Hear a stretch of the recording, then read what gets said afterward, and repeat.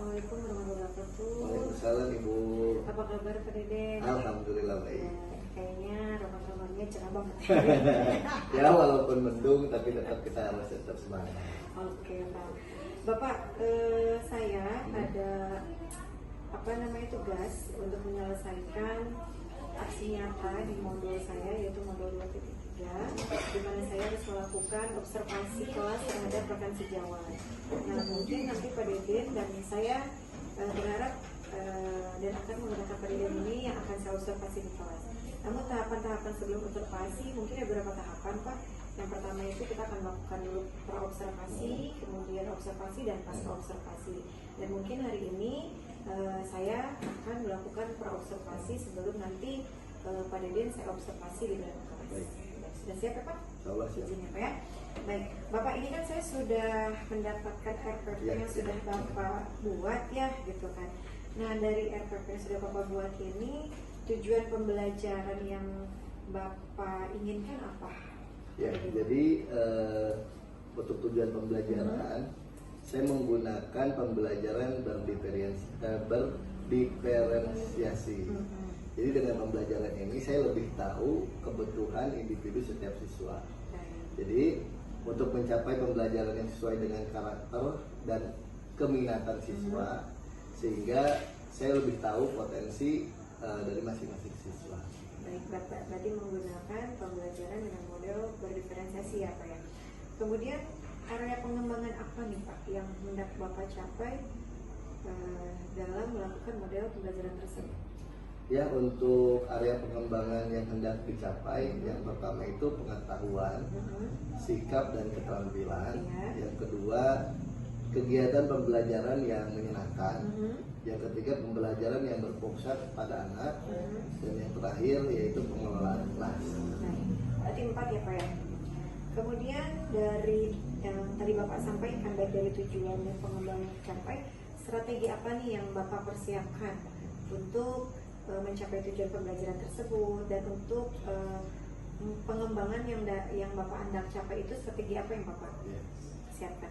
Baik, di sini melalui RPP yang sudah saya buat, saya menggunakan strategi yang pertama diferensi konten, yang kedua diferensi proses, artinya memperbanyak diskusi dan membuat presentasi slide. Yang kedua, diferensiasi produk dengan mempresentasikan pembelajaran. Dan yang terakhir, pengembangan yang mampu menciptakan, menumbuhkan, melatih kompetensi sosial dan emosional. Baik Bapak, mungkin pertanyaan untuk praobservasi sekian atau sudah selesai. Kita akan lanjut ke tahapan yang selanjutnya, yaitu saya akan observasi Bapak di dalam kelas. Baik. Terima kasih Bapak atas waktunya, semoga sehat selalu ya Pak ya. Amin. Yang mungkin cukup. Terima kasih. Assalamualaikum warahmatullahi wabarakatuh. Waalaikumsalam. Ya, baik. Assalamualaikum warahmatullahi wabarakatuh. Waalaikumsalam warahmatullahi wabarakatuh. Apa kabar teman-teman? Baik. Alhamdulillah ya. Selamat hari Senin bagi teman-teman, hari pertama masuk sekolah. Alhamdulillah bajunya sudah masuk ke kelas, sudah rapi. Baik, teman-teman, sebelum kita masuk ke pembelajaran, mari kita berdoa dulu ya, yang akan dipimpin oleh kalian. Silakan. Sebelum kita mulai pelajaran, alangkah baiknya kita berdoa terlebih dahulu. Berdoa di dalam hati, mulai.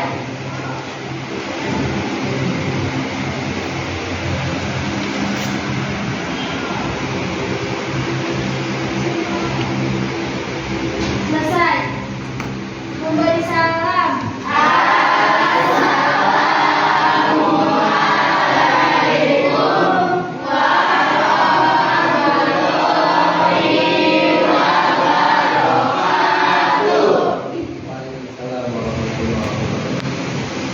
Baik teman-teman, seperti biasa sebelum kita masuk ke pembelajaran, agar lebih semangat, kita menyanyikan dulu lagu Indonesia Raya ya.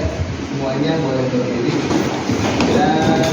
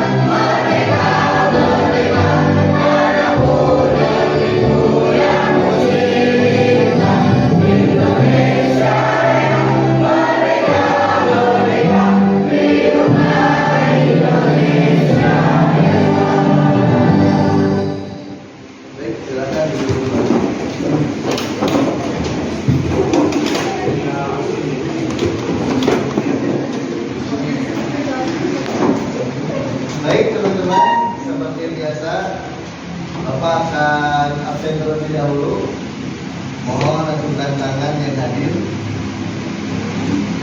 Aditya, Ajeng, Doni, Chandra. Baik teman-teman, kita sesuai dengan apa yang diinformasikan kemarin, bahwa minggu ini kita akan belajar terkait dengan perkakas tangan yang ada di jurusan Teknik Elektronik Industri.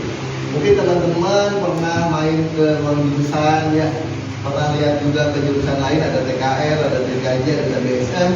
Pasti semuanya punya perkakas tangan.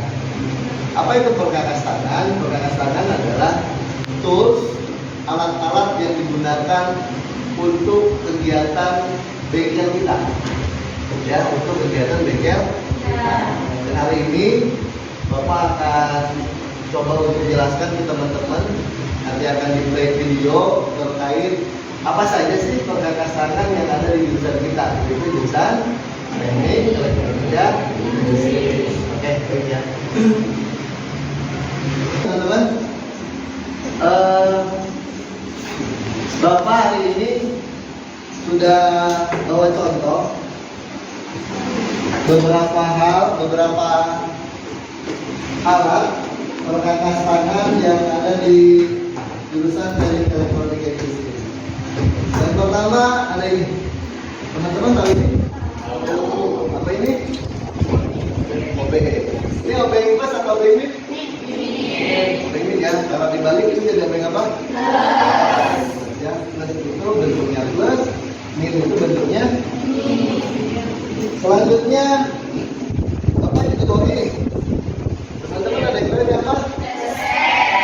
Ini tes. Tes pen ini fungsinya untuk mengecek pasa yang ada di jalur PLN, ya.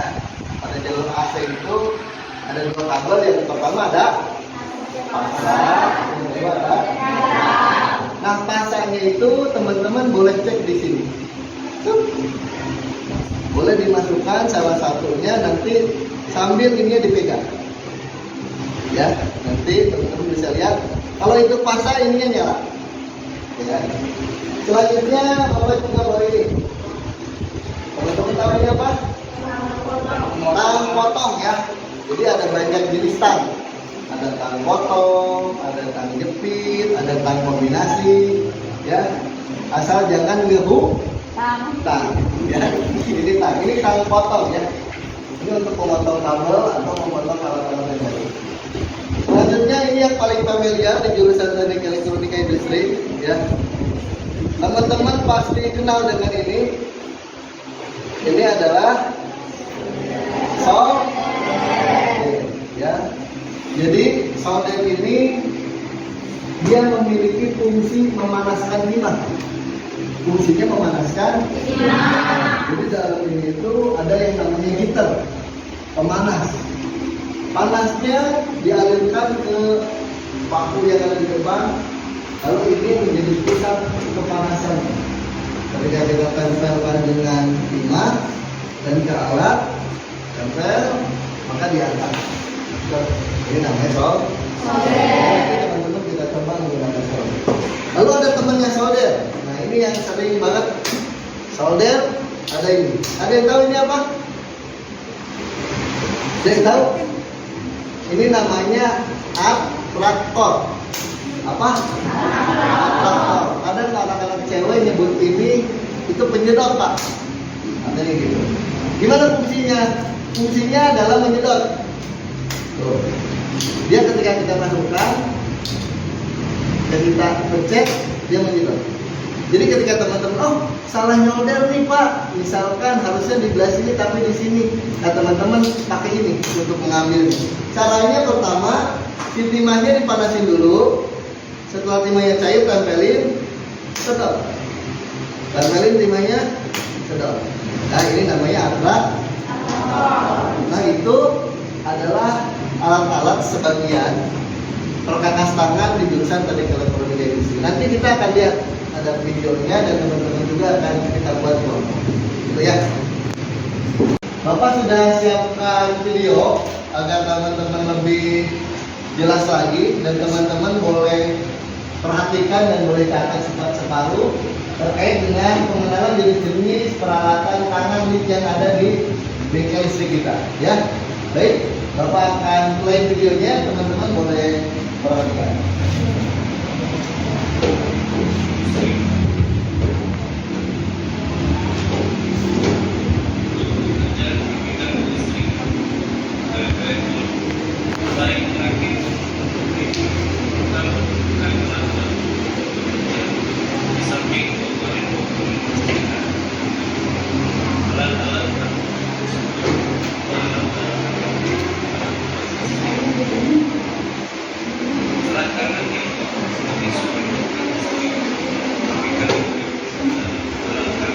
Nah, alat atau sering yang disebut alat tangan itu disebut tools. Ya.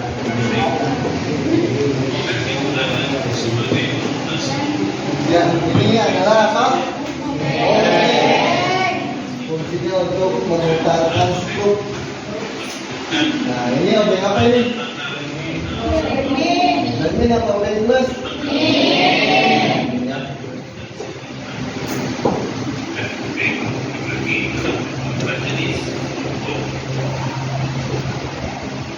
Nah, ini ya, ada OB.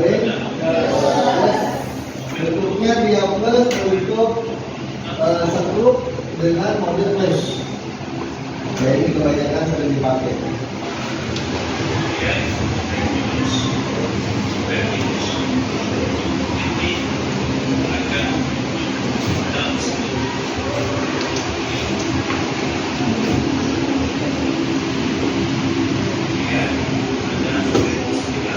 Nah, ini prosesnya otomatis, jadi kalau kita tekan bunyinya dia muter sendiri.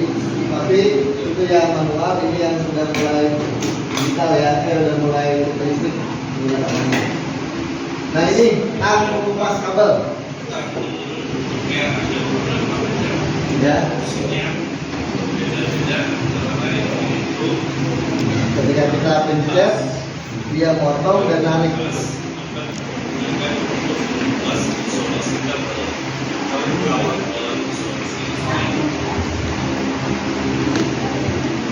Nah, ini tang potong tadi yang udah Bapak bawa ya.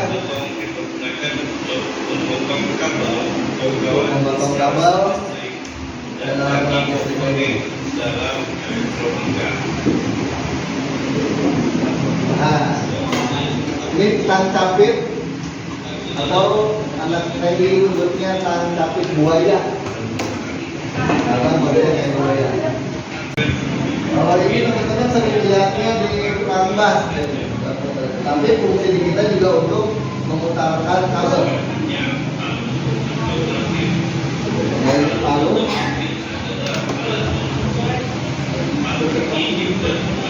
Kenapa Pak di TNI? Nanti sebelum teman-teman bikin project board, sebelum dibuat itu nanti harus dipaku dulu untuk memberikan titik.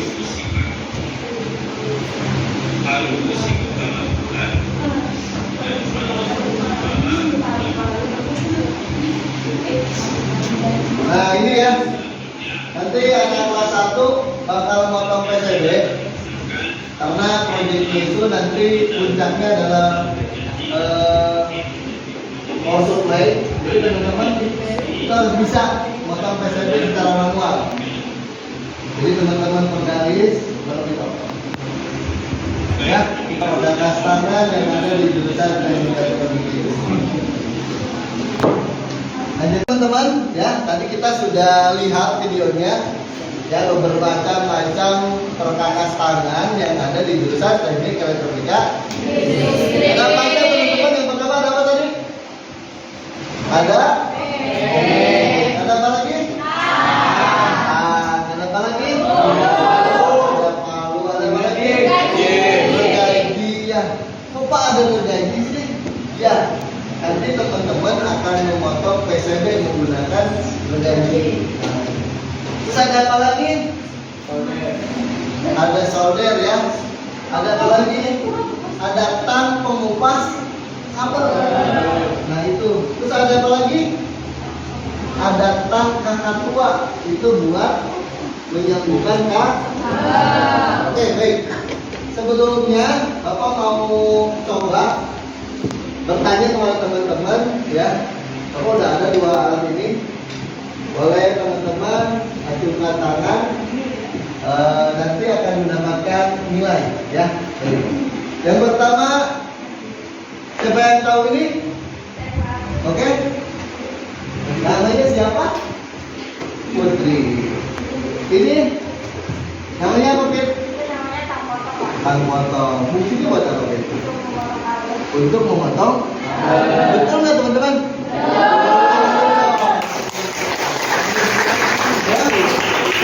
Ini namanya tang potong. Ini ya, teman-teman bisa lihat di sini ada kabel. Nih ada kabel nih. Caranya adalah ini ada bagian yang tajam, hati-hati nanti teman-teman jangan sampai kena tangan dipotong. Kita coba lihat ya teman kita ya, Fitri untuk memotong kabel. Coba, ini boleh dilihat teman-teman caranya. Dipotong. Dia ada bagian yang tajam dan hati-hati terkena tangan. Nah, lagi. Oke. Ada yang mau coba selain Putri? Ya, silakan. Boleh untuk memotong kabel. Ingat ya, ini ada bagian yang tajam. Ya. Iya, terpotong lagi. Nah, ya. Teman-teman, ini ada 2 belilah. Satu yang agak menjorok ke dalam, satu yang keluar. Cara motongnya ada caranya. Ini harus berada di posisi dalam. Yang ini. Karena ini akan dilihat oleh mata. Ukurannya dilihat oleh mata di sini. Baru potong. Bagaimana kalau pegangnya kebalik ini? Nah, kalau kebalik ini ada bagian yang tidak kita lihat. Perhatikan. Betul tidak? Betul. Ya, jadi motornya harus seperti ini. Jadi bagian ini harus berhadapan langsung dengan pandangan kita. Oke, baik. Selanjutnya ada yang tahu ini apa? Siapa yang tahu? Oke. Adit ya. Ini namanya apa, Adit? Namanya obeng. Ini ada 2. Ini obeng. Ini obeng. Fungsinya obeng ini buat apa? Memutar skru min. Kalau plus untuk memutar skru. Betul teman-teman?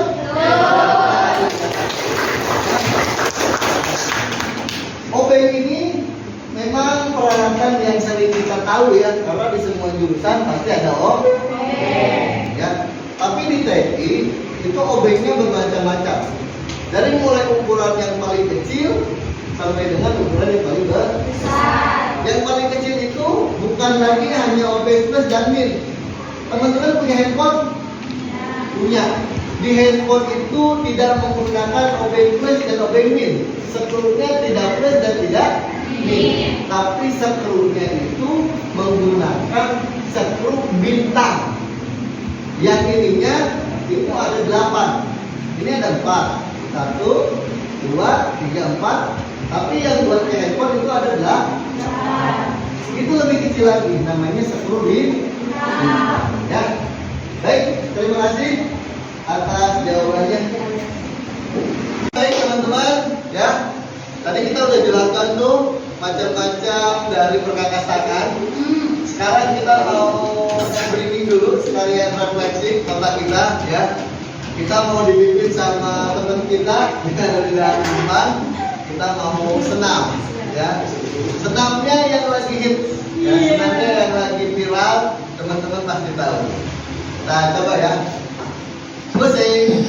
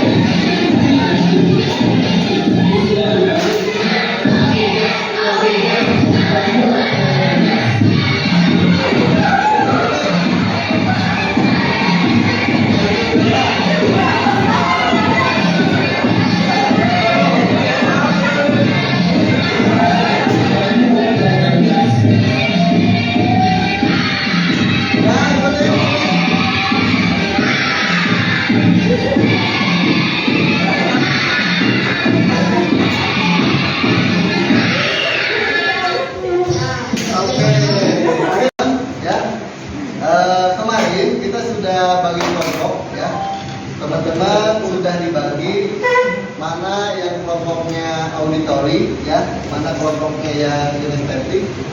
Jadi nanti silakan sekarang teman-teman bergabung dengan kelompoknya masing-masing. Kita susun mejanya berdasarkan kelompoknya. Oke? Siap? Siap. Oke, silakan. Berarti ini tidak berdasarkan juga tidak. Berarti tidak bisa semua. Oke, baik teman-teman. Ya, ini kita sudah bagi 3 kelompok. Ya, ini adalah kelompok kinestetik. Ya, ini adalah kelompok visual. Dan itu adalah kelompok auditori ya. Jadi teman-teman nanti boleh diskusi ya. Bapak akan bagikan untuk yang kinestetik, Bapak akan kasihkan alat-alatnya. Ya, untuk yang visual nanti Bapak akan kirimkan videonya, teman-teman perhatikan, observasi videonya. Dan untuk yang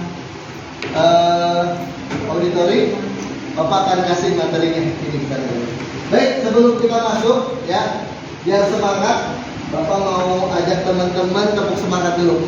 Siap? Siap. Oke. Tepuk semangat.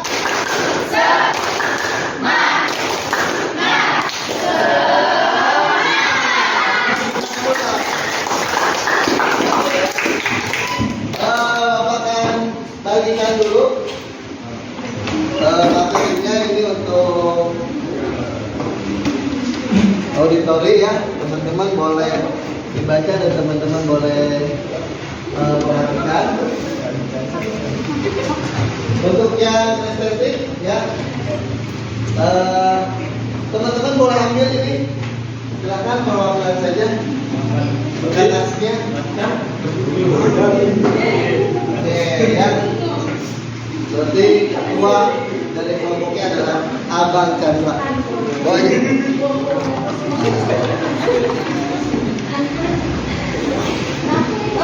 Oke, ini sisanya.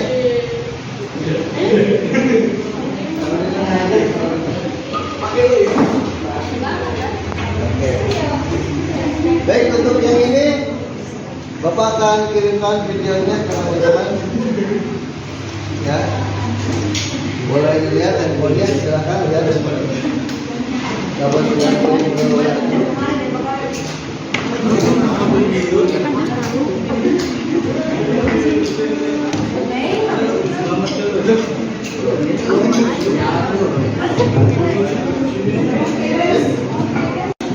Bapak mau bagikan KPD-nya kepada masing-masing kelompok.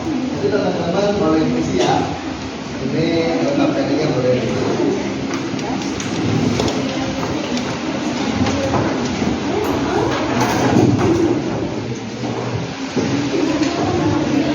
Ada yang mau tanyakan? Ya, apa sih? Ini untuk penggunaannya bagaimana sama? Oh iya, ini teman kita lagi bertanya, Pak yang ini kecil, yang ini besar, apakah kegunaannya sama? Jawabannya sama ya, karena sama-sama ini untuk menyedot timah. Dan tempelin ke proyektor, ini juga sama. Hanya saja bedanya, ini volumenya lebih kecil, sedangkan ini volumenya lebih besar. Jadi ini bisa lebih banyak menyimpan timah di dalam. Nah, Pak, gimana kalau timahnya penuh Pak di dalam, dibuka depannya? Tuh, ya, baru dikeluar. Ya, nanti pasang lagi. Ini juga sama.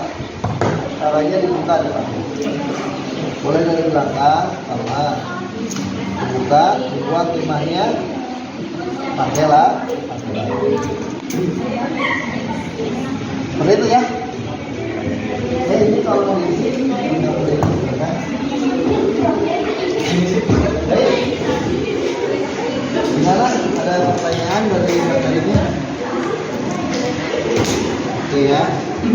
Boleh teman-teman langsung isi aja ya. Dan ini ya. Tadi pakai ini sudah dijelaskan. Teman-teman boleh isi. boleh diskusi, jadi berdasarkan kesepakatan kelompok saja.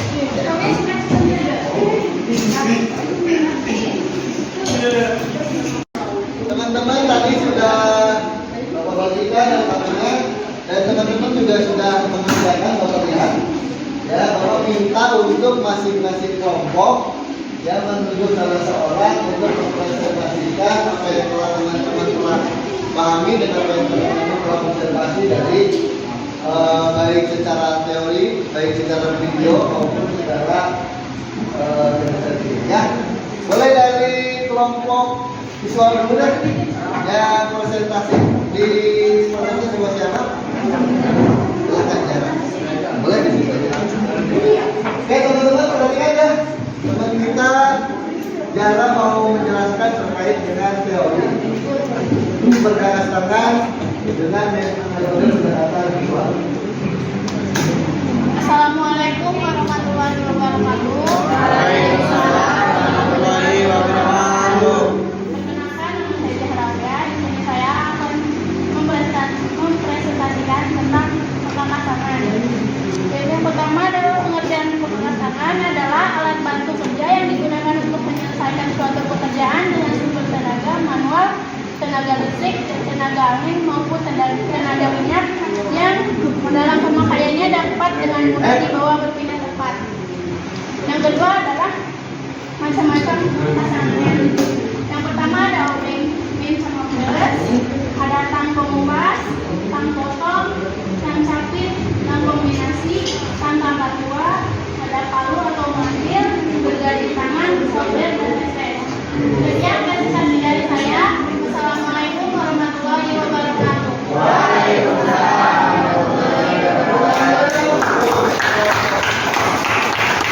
Selanjutnya dari kelompok kinestetik, boleh siapa yang akan menjelaskan seorang-seorang?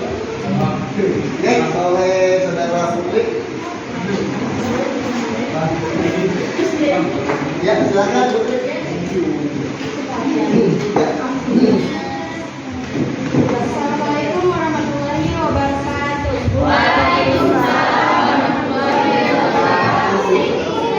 Nama saya Putri Amelia.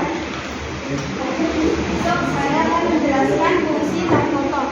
Tang potong merupakan jenis tang yang sering digunakan dalam teknik isi gula. Memiliki desain tajam seperti gunting yang berfungsi untuk memotong kabel maupun mengupas kulit kabel. Yang kedua, fungsi solder.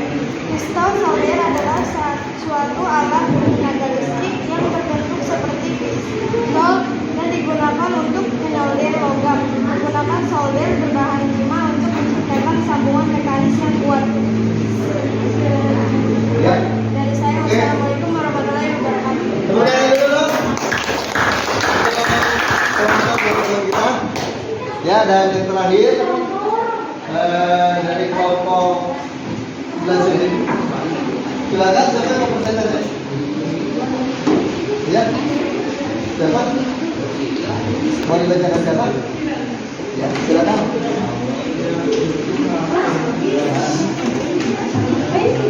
Ya.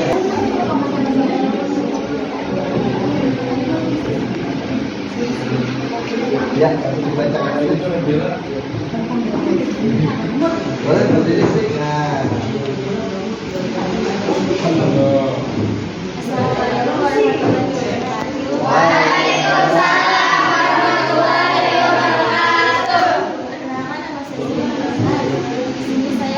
Presentasikan tentang gergaji tangan. Gergaji tangan fungsinya untuk menggunakan Itu ya. Oke, dengan gergaji kok. Oke, teman-teman tepuk tangan dulu dong.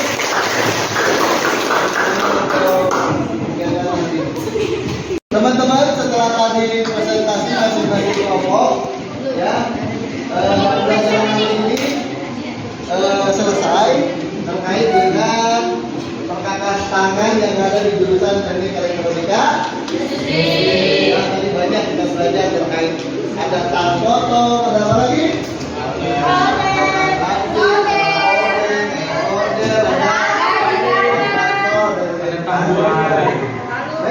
Bapak mau tanya nih di masing-masing kelompok, Boleh dong untuk menjelaskan kesan untuk pembelajaran. Ya, dimulai dari kelompok ini dulu. Namanya siapa tadi?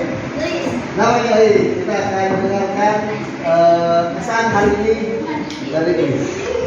Ya seru deh pelajaran hari ini, seru banget. Jadi tahu tentang pernakas tangan. Jadi pernakas tangan tuh ada yang pakai tenaga listrik, ada yang enggak. Pokoknya pelajaran hari ini seru banget. Oke. Kita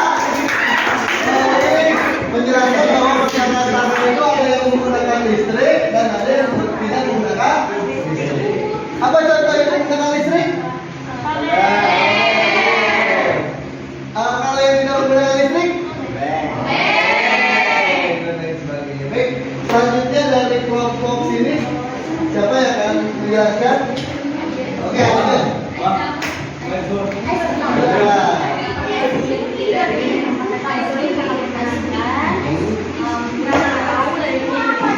Yang ada di sini seperti cobek, terus obeng, Yang paling berkesan di alat tulisnya apa? solder Solder. Fungsi solder buat apa? untuk mencairkan tinta. Nah, untuk mengirimkan. Oke, tepuk tangan dulu. Ya. Tadi teman kita sudah jelaskan bahwa ada kesan yang lebih mendalam di alat yang disebut solder. Solder itu menggunakan listrik atau tidak? Fungsi solder adalah untuk mencairkan tinta.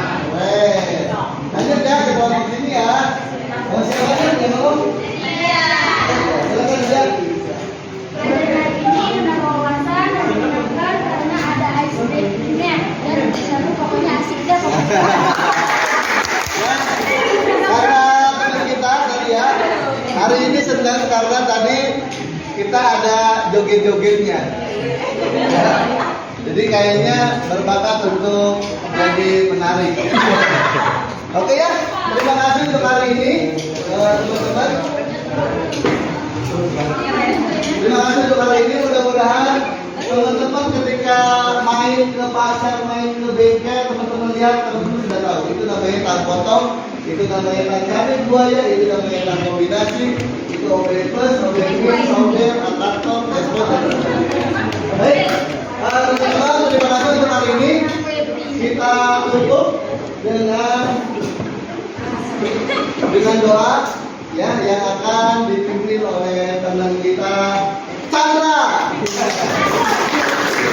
Silakan Chandra dipimpin doa.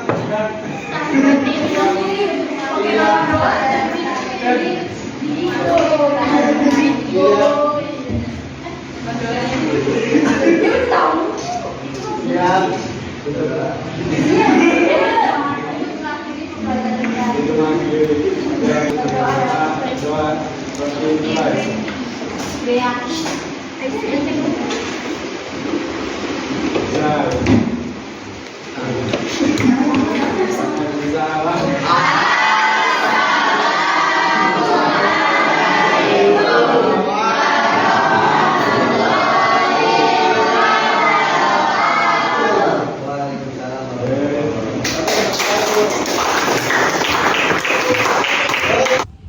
Assalamualaikum Pak Deden. Waalaikumsalam.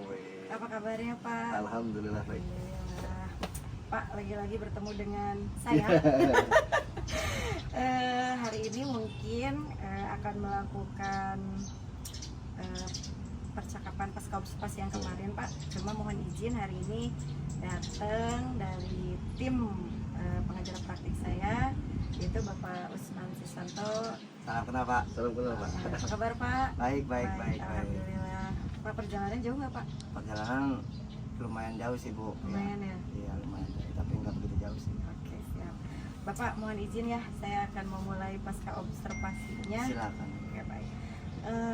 Pak Deden, kemarin kan sudah melakukan observasi ya di Iya. kelas. Perasaan apa nih Pak yang timbul setelah Bapak melakukan observasi di kelas? Iya. Bagaimana perasaannya?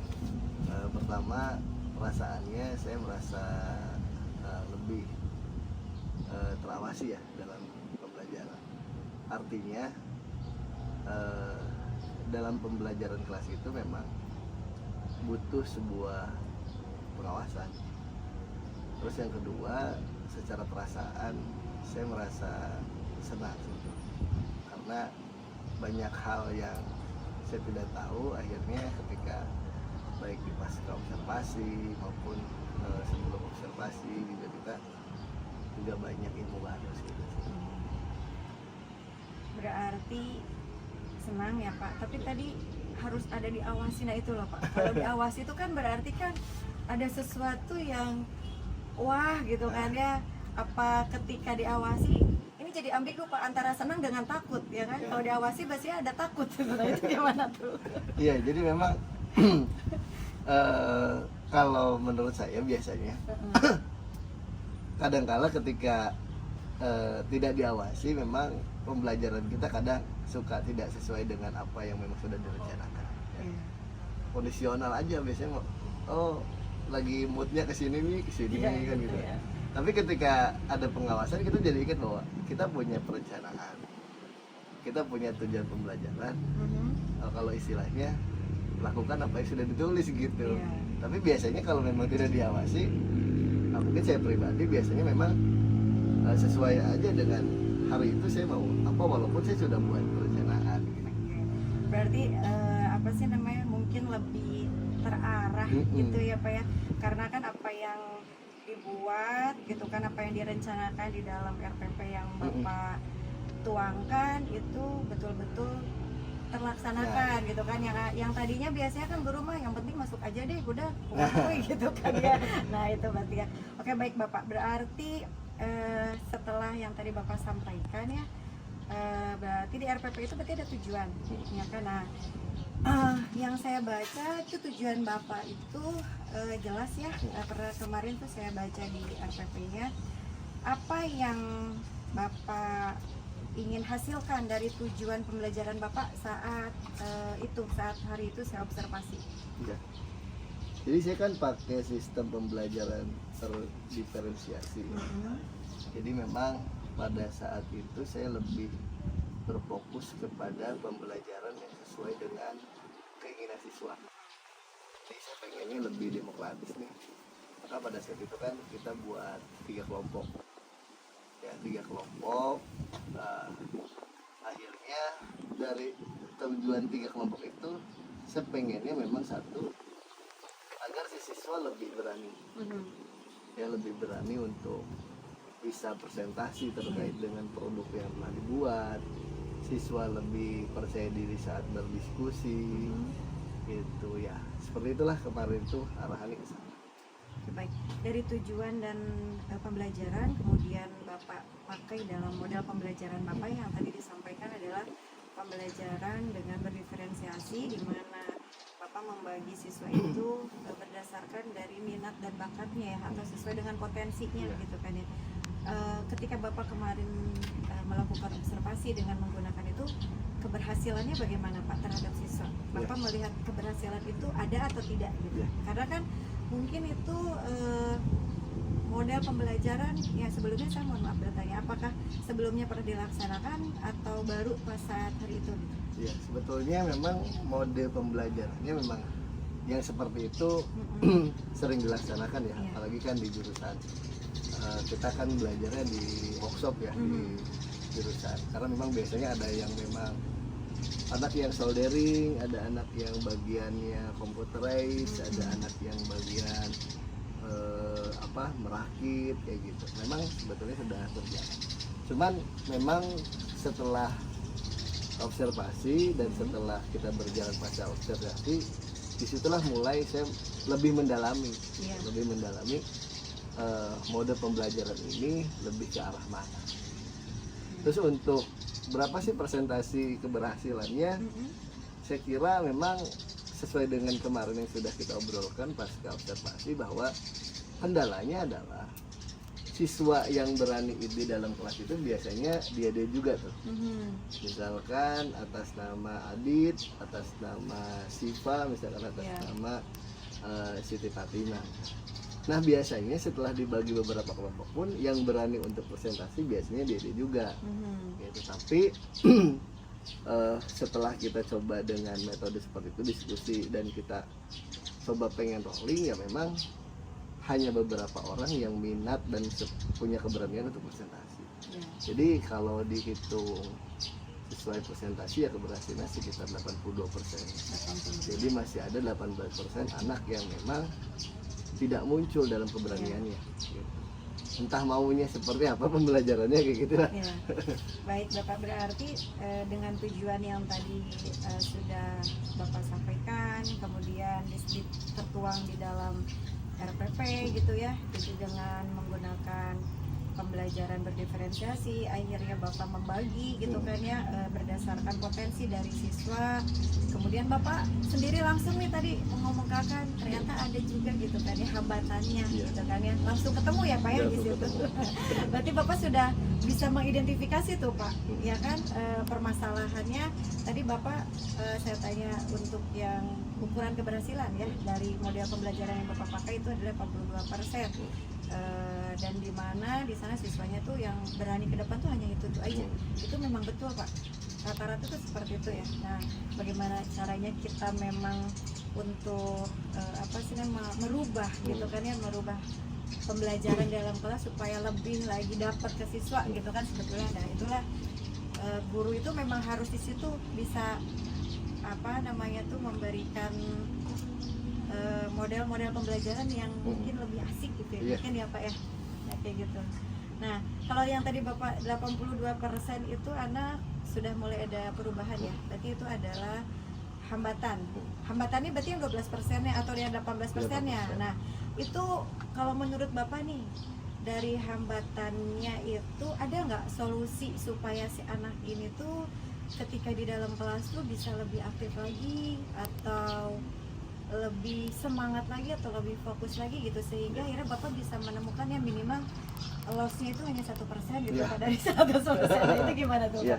Ya karena memang kan tujuan pembelajaran dari terdiferensiasi itu kan kita berfokus kepada anak ya. Iya, betul. Kita saya pengen lebih demokratis, anak-anak minatnya lebih kepada kelompok 1 atau bagian kelompok 2 atau bagian kelompok 3. Jadi memang hambatannya hanya 18% itu memang siswa yang dari mulai pembelajaran, dari mulai masuk sekolah memang sistem anaknya pembelajaran itu pasif Bu. Jadi anaknya memang hanya mengikuti aja gitu, nggak begitu menonjol. Misalkan pas kita silahkan misalkan Jara untuk maju ke depan menyelesaikan soal, dia malu, dia nggak mau kan gitu. Biasanya emang dia memang orang-orang itu. Nah saya pengennya gini, saya sempat berpikir bahwa mencoba bagaimana caranya biar si orang yang berani itu bisa bergulir gitu Bu, nggak dia aja. Maka mudah-mudahan kedepannya saya bisa melakukan hal itu. Caranya adalah ketika misalkan gini ya, kalau di kelas 1 kan saya kadang suka pakai sistem mode perusahaan. Jadi misalkan kelompok A sebagai perusahaan Yamaha, misalkan kelompok B sebagai perusahaan Toyota, kelompok C sebagai perusahaan Daihatsu. Kadang saya sistemnya gitu, nggak ketua kelompok, nggak sekretaris, nggak gitu. Misalnya siapa yang jadi direktur gitu kan, oh ini nih sebagai, ya sama aja sebetulnya dengan ketua kelompok. Siapa yang mau jadi Genpor kan, itu ada manajer terus ada Genpor, General Foreman. Biasanya jadi kita udah mulai menerapkan hal itu. Nah di masing-masing kebidangan General Foreman itu sebetulnya anggota kelompok. Tapi si anggota kelompok kita bebankan untuk satu submateri gitu. Jadi nah dengan sistem seperti itu si General Foreman atau si anggota kelompok itu terpaksa seperti ya, awalnya terpaksa untuk bisa presentasi dengan submateri yang telah dibuat. Berarti udah langsung masuk strategi itu ya Pak ya? Ya biasanya. Jadi pembelajaran berarti yang Bapak lakukan berarti untuk solusinya itu Bapak langsung masukkan ke dalam strategi supaya anak tuh mungkin lebih ada tanggung jawabnya atau seperti apa Pak? Iya. Gitu. Memang supaya ada tanggung jawabnya. Kan kita kemarin pas observasi kita di kelas 1 ya. Jadi yang namanya kelas 1 kan kadang saya juga masih meraba Pak. Keminatan si anak itu sampai kemana gitu kan. Terus potensi anak ini apa kayak gitu. Biasanya di kelas 1 masih seperti itu. Kalau sudah mulai ke semester di kelas 2 itu kan kita sudah mulai main project. Jadi PJBL kita udah mulai buat produk kayak gitu kan. Nah biasanya kita udah mulai tahu potensi-potensi anak. Iya. Gitu. Baik Bapak. Kemudian kalau misalkan tadi berarti tadi Bapak sudah menyampaikan langsung ya ketika saya menanyakan hambatan kemudian solusinya tadi siswa itu bisa lebih berani dari yang tadi keberhasilan ya, tolak ukur keberhasilan dari tujuan pembelajaran Bapak gitu kan. Kemudian Bapak langsung menginformasikan strategi ya kan. Nah, sehingga di strategi itu yang Bapak buat menurut saya tuh lumayan, saya belum memakai itu soalnya Pak. Saya belum pakai itu, mungkin bisa sharing nanti ya Pak ya. Bisa sharing dari strategi yang tadi Bapak sampaikan itu tujuannya supaya si anak itu bertanggung jawab gitu kan, atau lebih berani lagi untuk maju ke depan sehingga anak itu bisa menghasilkan suatu produk. Mungkin ya produk itu kan bisa yang tadi Bapak sampaikan, si anak berani maju ke depan untuk presentasi gitu kan ya. Yang penting sih itu sih Pak ya, yang penting itu sebelum memang ada produk yang kalau SMK ini kan sebetulnya harus ada produk real gitu kan ya. Cuma kalau misalkan produk real itu kan kalau dikerjakan hanya satu orang kan sulit kayaknya gitu ya. Mungkin kalau yang tadi dari yang hasilnya produk itu kan bisa dalam bentuk presentasi gitu kan ya Pak, tidak harus bentuk fisik gitu kan ya. Presentasi juga itu masuknya ke dalam produk gitu kan. Nah tadi lebih berani mungkin ya Pak ya ke arah sana. Nah kemudian Pak, dalam hal Bapak supaya strategi Bapak ini bisa berjalan, kemudian siswa ini menjadi lebih bertanggung jawab kemudian lebih berani maju ke depan, siapa saja Pak yang akan Bapak libatkan dalam hal strategi yang akan Bapak laksanakan Di dalam kelas ya? tuh, dalam kelas ataupun ya bolehlah Bapak sharing misalkan nanti ke guru-guru yang lain gitu kan ya, supaya lebih manfaat lagi gitu kan ya apa yang sudah Bapak lakukan menjadi praktik baik misalkan untuk semua guru-guru yang ada di sekolah gitu. Ya memang kalau untuk hal itu saya kadang suka berbincang dengan anggota MGMP misalnya. Nah paling dekat dengan Batu Jaya itu ya sekolah yang lebih tua, biasanya lebih berpengalaman, itu Dengklok biasanya. Ya kadang juga saya sering bertanya, karena siswa itu berubah sesuai dengan potensi zaman gitu. Kayak model kan dulu siswa tahun 2011 berbeda dengan siswa 2014, 2014 berbeda dengan 2018. Nah kadang saya suka bertanya ke SMK 1 biasanya ke guru yang lebih sudah lama, bagaimana perbandingan antara siswa zaman sekarang nih 2024 dengan sistem digitalisasi yang begitu keras masuk ke Indonesia, dengan orang-orang yang sudah mulai siswa yang sudah mulai kecanduan handphone dan sebagainya. Biasanya saya tanya ke sana. Terus kalau untuk di SMK Batu Jaya, saya pastinya akan melibatkan teman-teman guru di jurusan teknik elektronik. Gitu, biasanya ya mudah-mudahan nanti bisa dilibatkan bagaimana untuk membantu kita agar anak-anak kelas 1. Biasanya kan kalau kita kan ngajar misalnya TI 1, TI 2. Ngajar yang di kelas 1 kan kadang ada 3 tuh, saya misalkan dengan rekan saya. Nah biasanya yang ngajar seangkatan itu ya kita libatkan. Berarti bersama dengan rekan dalam satu jurusan. Berarti ya Pak. Untuk lingkup yang lebih luasnya lagi akan Bapak libatkan siapa? Oh ya, kalau yang lebih luasnya mungkin juga saya akan melibatkan kurikulum ya Bu ya. Kurikulum. Nah mungkin mudah-mudahan bisa kita melibatkan sekolah. Ya. Baik Bapak, karena kan posisinya ini kan praktik baik ya sebetulnya yang tadi Bapak sampaikan itu mungkin bisa menjadi pembelajaran juga nih Pak untuk yang lain. Terutama nanti kalau misalkan ada guru sama-sama guru jurusan gitu yang punya masalah gitu kan ya, bisa berbagi gitu kan. Kemudian Bapak untuk strategi sama tindak lanjutnya akan Bapak lakukan dari yang tadi Bapak kan berarti berapa dari presentasi keberhasilan ya, akan Bapak lakukan kira-kira kapan? Ya. Jadi kan kita udah ketahuan kemarin pasca observasi juga memang bahwa peminatan atau keberanian si anak itu memang kurang. Ya tadi saya berpikir bahwa gimana caranya biar si anak lebih berani.